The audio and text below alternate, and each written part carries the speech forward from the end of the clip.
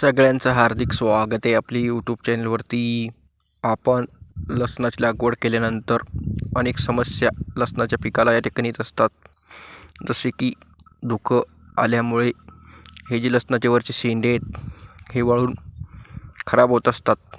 परंतु आम्ही त्याला जीवामृत तसेच जे गाईचे जे शेणाचे जे गोऱ्या असतात त्या गोऱ्या तसेच काही लाकडं जी व्यवस्थित पूर्णतः जळल्यानंतर जी राख तयार होते त्या राखाचा वापर केल्यामुळे ही जी नवीन कोमटे येत आहेत त्याला ते पूर्णतः सशक्त आणि सुदृढ या ठिकाणी दिसत आहेत. कारण पहिले जे शेंडे होते ते पिवळसर झालेत.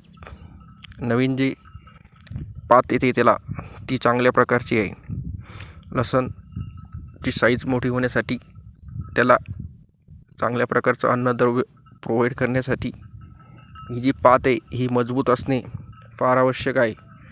त्यासाठी आपण त्याला योग्य वेळी पाणी तसेच राख व जीवामृत अशा अनेक जैविक घटकांचा वापर करून त्याच्या उत्पादनात आपण या ठिकाणी वाढ करू शकतो.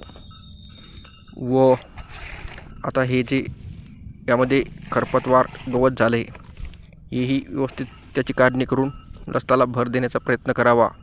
धन्यवाद.